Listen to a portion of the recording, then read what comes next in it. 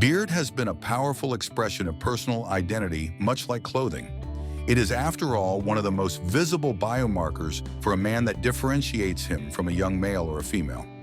Therefore, it is no wonder that from the past to present, beards often symbolize masculinity and bodily power, most notably in the culture of the warlike Vikings.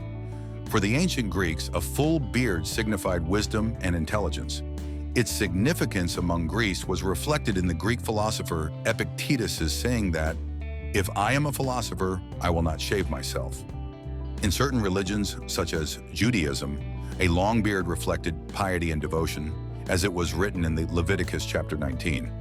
However, for other societies, trimmed or clean-shaven faces were preferred, and not merely for aesthetic reasons. For instance, during the medieval era, shaving was often associated with religious devotion and piety. In this video, we explore these civilizations known for favoring a clean-shaven look, as shown by their artifacts and cultural depictions. Shaving demanded precise skill and considerable effort, time, specialized tools, and even risking injury when done at home. Consequently, entire industries and barbershops arose to meet this demand, reflecting just how much these societies valued meticulous grooming practices. By observing their commitment to maintaining a clean-shaven appearance, we gain deeper insight into their cultural priorities, values, and sense of identity. In the time of the city-states, the portrait sculpture of the Greek classical mature male subjects are almost always bearded. As men of action, generals and politicians were typically shown with close-cropped beards. Philosophers, on the other hand, tended to be represented with fuller facial hair, a symbol of intellectual prowess. However, Alexander, a visionary on and off the battlefield, changed this tradition almost as quickly as his conquest. Legend has it he encouraged his soldiers to shave before marching into Persia, so enemy warriors couldn't seize their beards in close combat. Whether this story is more myth than fact hardly matters, as the clean-shaven look caught on. Soldiers returned home clean-shaven, and young men hoping to emulate the admired conqueror began to abandon the traditional Greek beard. We could see this trend continue even after Alexander's death. All of his successors were cleanly shaven, including the rulers of the Ptolemaic Egypt, Seleucus Nicator, the founder of the Seleucid Empire, Cassander, the king of the Macedonia, and Lysimachus, the king of Thrace. However, apparently this elite fashion did not affect the rest of the population, as we can see in the portraits of Greek philosophers who continue to sport their magnificent beard of wisdom. Early Romans often wore beards, but by 300 BC, barbers were introduced to Rome from Sicily, and the practice of shaving became common, especially in the upper classes, due to the effort of Scipio Africanus to emulate the fashion of the Greeks at the time. The Romans might be too proud to admit it, but the close timing between the Alexander fashion of clean shaving and the Roman one does not seem to be a coincidence. Similar to the Greek, the Roman barbershops were places of social gatherings, and a young man's first shave was often even celebrated as a passage to manhood in the community. As Rome's power stretched across 3 continents, a clean-shaven face had become not just a matter of style, but a symbol of civic pride. This clean-shaven look became associated with Roman identity that distinguished them from the other cultures of the empire and established a sense of unity among them.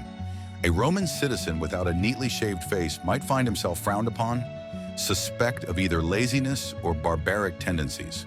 For instance, during the Second Punic War, the Roman Senate required Marcus Livius to shave and clean up before re-entering the Senate after his exile. Plucking was an option and had been for some time, which occasionally caused some squeal among the customers. According to some historians, such as Suetonius, Julius Caesar was carefully plucked and trimmed daily. The act of shaving each morning forged a visible line between the Roman order and the untamed fringes of empire, where Germanic and Gallic tribesmen boasted fierce beards. To shave in Rome was to embrace the empire's ethos, discipline, order, and unity. The ideals of clean-shaven Romans finally reached the end when the Roman Emperor Hadrian brought the beard back to fashion, presumably to hide his own skin condition. Let us now continue exploring the Bronze Age Aegean civilizations. Unlike the Romans and Greeks, whom we discussed earlier, we can only infer their fashions through cultural depictions in art and paintings. as there are almost no written records about their norms regarding facial hair. And even then, we can only speculate much based on these depictions. Before we proceed, please don't forget to like and subscribe the Flaneur of Time channel if you enjoyed the video thus far. Flourishing on the island of Crete during the Bronze Age, the Minoans left behind vibrant frescoes depicting their daily life. Dancing figures, bull leapers vaulting over magnificent beasts, and slender, elegantly attired men and women engaged in rituals. The Minoans of the Crete island were known for their beautiful palatial decorations and elegant arts and fashion that were very popular and influenced much of the Sumeran cultures, including the Mycenaean Greeks. Among these painted scenes, something is conspicuously absent: men with beards. Whether this aesthetic was achieved through shaving or was a natural ideal remains unclear. Still, the art and artifacts suggest a culture that favored youthful beauty and gentle sophistication. This differentiate themselves heavily from the Mycenaean Greeks, whose arts featured bearded men, even though they borrowed heavily from the Minoan fashion. Although we can only speculate about the Minoans' preference for clean-shaven faces, their surviving artworks show few, if any, men with beards. One challenge in understanding Minoan customs is that the Minoan scripts remains undeciphered. Some researchers suggest the Minoans may have had a more egalitarian or less martial culture, emphasizing seafaring and trade over warfare. Some archaeologists propose that the Hittites regarded facial hair as generally unclean. In Hittite art and reliefs, whenever beards do appear, they often belong to foreigners, foreign gods, or even malevolent entities such as a bearded snake. These depictions emphasize how the Hittites largely shunned facial hair. Hittite religious practices placed great importance on bodily cleanliness. To enter a temple, worshippers and temple officials were required to remove all body hair, including facial hair, and even to cut their fingernails, signs of ritual purity, before standing in the presence of their gods. This rule extended to female priests as well, underscoring a comprehensive cultural emphasis on being clean-shaven. Notably, Hittite men are portrayed almost universally beardless and clean-shaven, with hair that reached the shoulders or fell slightly below. Evidence that the Hittites themselves viewed beardlessness as the norm appears in non-Hittite sources as well. For example, Egyptian reliefs of the Battle of Kadesh at Luxor depict slain Hittite soldiers without facial hair, indicating that neighboring civilizations also recognize this distinct Hittite trait. The Sumerians, being one of the world's first great urban civilizations, inhabited the fertile plains of southern Mesopotamia.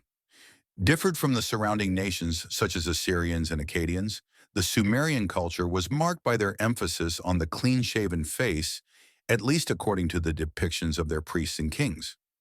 This practice was likely tied to notions of ritual purity and cleanliness. By removing facial hair, priests symbolically distanced themselves from the mortal, animalistic aspects of human life, presenting a clean visage to the gods. Ironically, many Sumerian gods were depicted with impressive, stylized beards, an attribute that mortals dared not imitate. Instead, leaving beards to the divine realm underscored the gods' exalted status. Contrary to popular belief, Native American civilizations were not entirely unfamiliar with beards. While the depictions of bearded men can be found in the art of the Olmec, Maya, and even Aztec cultures, often representing revered deities or mythological figures, the Native Americans were genetically predisposed to grow minimal facial hair. Over all the American civilizations, the Inca produced the least evidence of bearded figures in their art, hinting that facial hair was extremely uncommon or even undesirable among the Andean peoples. Archaeologists have uncovered small tweezers fashioned from mussel shells or hammered metals at Inca sites, indicating that many individuals likely removed the sparse hair they did have. Finally, we arrive at the Egyptians, one of the world's oldest civilizations. In ancient Egyptian culture, beards held significant symbolic meaning, particularly in relation to divinity and royalty. Pharaohs and deities were often depicted with false beards to signify their divine nature and authority. However, for ordinary Egyptians, their daily life favored a clean-shaven appearance for hygiene and social status.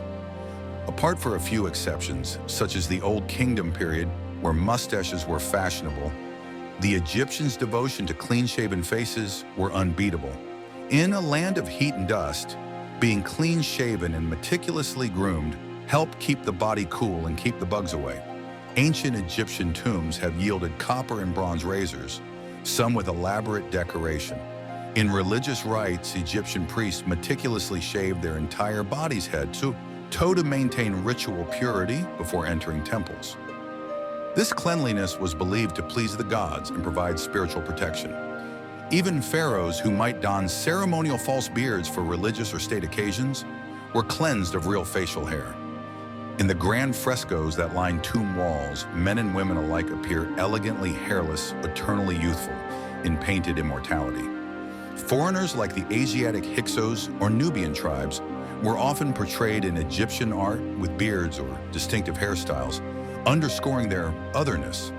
Thus, shaving became a visual boundary between Egyptian and outsider. Egypt's commitment to clean-shaven aesthetics endured remarkably for over 3,000 years, enduring through shifting political and societal landscapes.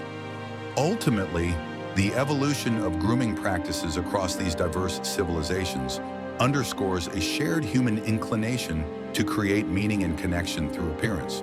For the Romans and Greeks, it's a way to maintain a sense of unity among themselves and uniqueness among the barbarians. In a pre-modern, collectivist world, to go beardless or not was a way of aligning oneself with a common ethos and expression of belonging to a specific cultural worldview. Whether one was an Egyptian priest meticulously shaving head to toe, a Roman soldier presenting a smooth chin as a badge of discipline, or a Greek philosopher wearing a full beard as a hallmark of intellectual depth, these grooming choices spoke volumes about how a society defined itself and how it wished to be remembered. Thanks for watching this video. Please leave your comments for any questions or feedback.